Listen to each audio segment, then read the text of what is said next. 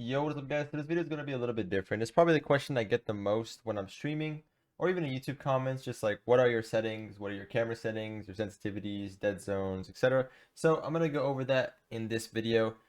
Before I do get into this though properly, I just wanted to say if you guys are ever wondering what settings a specific pro uses, you can head over to Liquidpedia. My link to my Liquidpedia page will be down in the description, so you guys can always see my updated camera and sensitivity settings. But you can look up any pro on there from Rocket League, and you can find their most recent settings. They try to update it as recently as they can, but some of them are a little bit older than others. But for me, mine are almost always updated. So you can check that if you're ever wondering what I'm using. And you can also be updated on like what matches I play and stuff like that through there. Also, guys, follow me on Twitter if you aren't following me over there, because we're almost at, I think, 210, 215,000, something like that. So if you guys aren't following me over there, definitely go follow me, because I always tweet out when I go live on Twitch, as well as match results, stuff like that. So yeah, let's get into the video for today. I try to go over the settings properly in a way that explains it well. If some of you guys are new, or if some of you guys don't know what to use for your settings, I try to explain it the best way I can. So to start off, guys, we're in gameplay here. I have everything pretty much default. I don't change anything. Most people either have cross-platform play on or off, depending on if you want to play with console players or not. It's completely up to you. Everything else I tend to just leave, and it's pretty much all up to you. Obviously, whatever region you're in, that affects that. So nothing really too crazy here, nothing too big. Outside of maybe game stat display level, I like to do main stats only. I don't like all stats to show because that'll show up every time you get an aerial touch and all the little things that you don't want popping up on your screen. So only the main stats is in assists, goals, stuff like that. There won't be anything too filling your screen for no reason. So this is a very good thing to change to main stats only. So we'll get into camera now. This is what I'm using right now. So this is the thing about camera, is this can change a little bit, and I'll give you the ranges of which this can change. I've made a video like this pretty much like I would say about every single year, because it does change a little bit with the metas, and the camera settings do change quite a bit throughout the years. But I want to say that there is still ranges that are very good to use throughout all these settings. So for field of view, the best ranges are 108 to 110. Distance, the best ranges is 260 to 280-ish, maybe even 290. Most people use 270 though. That's pretty much the average, I'd say. For height, 90 to 110. For angle, -5 to -3. For stiffness, 0.35 to 0.7, I'd say, is the range you want to maybe stay between. Most people use, I'd say, 0.4 or 0.45. Those are the most popular ones. For swivel speed, all completely up to you, depending on how fast you move your right stick to see left, move your right stick to see right. It's completely up to you. You have to mess with this in free play and just figure out what feels nice to you. Some people have this on 10. Some people have this on like 2, 3 because they like it being slow. 10 instantly snaps left, instantly snaps right. So you got to just mess with it and try to find the best use for it for you. Go into free play here to show you guys transition speed and the effects it can have on your game. So if I have this maxed out at 2, if I'm looking for this boost, it instantly snaps to the boost, instantly snaps back to the ball. So it'll just instantly snap. There's no motion between my car and the ball. Pretty much there's no slow motion there. But if you go down to default transition speed, you'll see there's that slow motion between where I'm looking for it and the ball.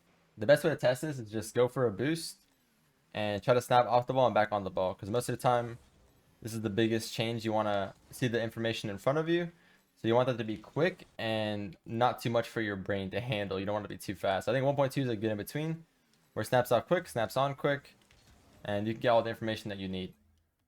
So moving on, after we looked at our camera settings, like I said, we're using 110, 270, 100, -5, 40, 1.2. That's what I'm using right now. I've been messing with, though, outside of this, 110 and -3.5, 0.45. Those are the ones I'm messing with outside of the ones I'm currently on. So either of those are what I'm on right now. You can switch between them. They're interchangeable. Go on to controls now. What I've changed for my controls, I haven't changed much. Power slide, I changed from square to L1. Air roll as well, from square to L1.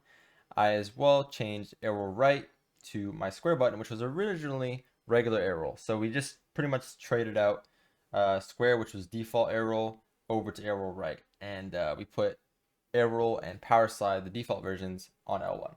So those are the only settings that I've changed in terms of my controls, and then we switched out scoreboard to R1 since we had R1 as an open slot at that point. So that's pretty much all I've done for my controls. Everything else is default. Only thing I've changed for steering sensitivity and aerial sensitivity, this is all personal preference. There are some players that use this at 4 or 3. For me personally, I turn on my own. Like, I turn without wanting to turn on a sensitivity that high. So I tend to have mine low enough so I don't feel like I'm turning too much, I'm overturning. So one way to test this for yourself and just find out what you think you should use and what will be best for you is, for example, set this to something high like 2 for aerial sense. Try to jump up and see if you overturn. So you see how I jump up here and I instantly like feel like I'm wobbling. You see my car's wobbling and I'm just trying to like level up, but I'm wobbling everywhere. That's how you know it's too high for you.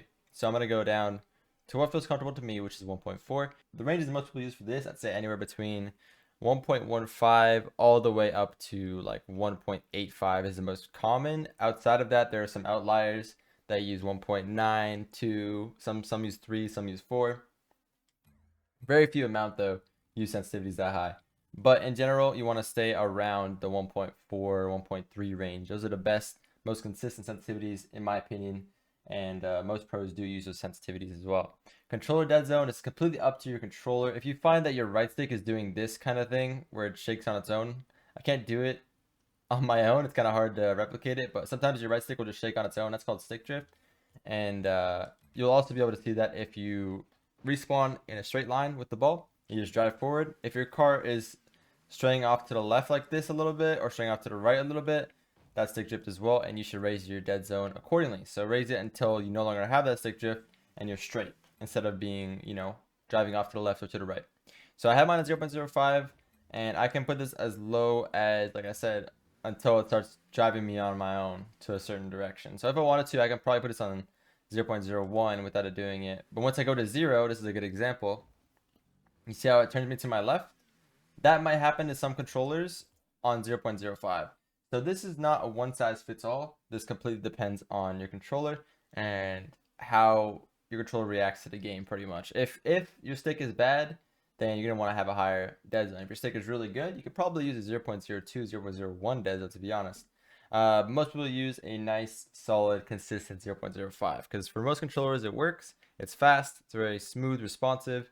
You'll probably like that. So we're going to dodge dead zone now. Completely up to you again, pretty much preference, but the range most people use for this, anywhere between 0.45 up to 0.75 is the most common range for this, I'd say. I would say though, if you're having trouble with fast aerials, raising this will help you a lot because the biggest issue with fast aerials that people have is they accidentally backflip, and this setting right here is mainly to help prevent that. So if you're having a trouble letting go of your stick in time, then this is going to be a setting that'll help you a lot with just getting better at the fast aerials. So I would definitely recommend having this at 0.7 or 0.75. Moving on to interface here. This is completely preference for the most part. Some people have this changed. I know Justin has this at like 87, then 95, 150. So that's Justin's settings if you guys want it. But there's players that have interface and display scale changed. I never like changing these settings, to be honest. I like keeping them default. I never liked having my boost meter be smaller. You see how my boost meter shrinks on the bottom right there? I like having it normal size all the time. I feel like it's nice to have that information big in your face. You don't have to stare at it. It's always in your peripheral. You don't have to pay attention to it. You can just always see it. It's always kind of in your vision. Nameplate scale, I like to have us at 150 to 130. Between this region, I think is perfect. I would go as small as 120, but no smaller. And this is my personal preference. There are some players that use even 80 for this, maybe even 100. But this helps you a lot for seeing people around the field and having a better vision and understanding of what's going on around you. So having a bigger nameplate scale is definitely helpful. It's definitely a setting that will help you massively in the game if you don't already have this. If you have this on default, try raising this to 130 or 150. You'll love it. Promise you. Nameplate mode, default, I think is always showing, I'm pretty sure. Like default is so that the nameplates, no matter how far away someone is, it's always showing. If you put it on simplified or nearby only, I think it is. Nearby only, it shows only when they're close, and then when they're far away, it turns into just a triangle. I don't like that at all. I like knowing exactly where people are, having it big, bolded, and known, because that information is very important. I have all this stuff off for the most part, and I don't really like having the red thing on the bottom left here. All preference, but I don't need to know when it's on or off. I can tell. All preference, so like I said. Video settings here, most people have this all off. I as well have it all off. Lowest for everything. The only thing I potentially change here, and sometimes do change, is world detail. And you'll see it makes the grass look a lot better. But also on top of that, when I hit the ball here, you see how the ball has 4 or 5 trails? I'm gonna hit it one more time really fast. See how it has like 4 or 5 trails? If I turn that off, so I go here, turn that to performance and hit it, you'll see it now becomes just one trail. The only time I'll switch is if I just feel a little bit off on the normal game. I'll use it on high, and it kind of gives me a little mental reset, and it starts feeling nice again. So I like to have it high for the multiple ball trails, and also the grass makes it look a lot nicer as well, to be honest. I think the grass really pulls the whole field together. But yeah, it's all a change for video settings, personally. For audio, this is what I'm using, but again, this depends a lot on your Windows settings, so it doesn't really have too much of an effect on you guys. If your Windows settings are different than mine, if you have like the game on Windows a lot lower or higher, it affects this a lot. But these are the settings I'm using for audio. For my chat, I have everything default. I like to keep it OG, and that's pretty much it, guys. Those are all the settings I'm going to go over for today. But I hope I covered them in some depth, and I hope you guys have a better understanding of what to use, what most pros are using right now, and what's going to give you the best advantage. There are definitely settings that are bad, but for the most part, settings are all preference, and you can almost make everything work. But it depends, because there are some settings that you should never be using. For example, something like this. This is something completely random. You shouldn't be using something like this. Although it doesn't look terrible, right? It doesn't look awful. You're going to have a tough time getting precise touches on this, and you're going to give yourself an advantage if you use something like what I'm using, for sure. I'll definitely give you an advantage. So there are no settings that are wrong, but there are definitely more right settings, I think, if that makes sense. But yeah, I hope you guys enjoyed the video, guys. I'm always here to help you guys out, so if you have any questions, be sure to let me know down below in the description. I'm down to make any kind of video for you guys.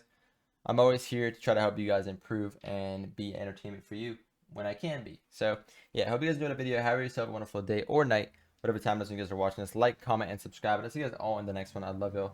Peace.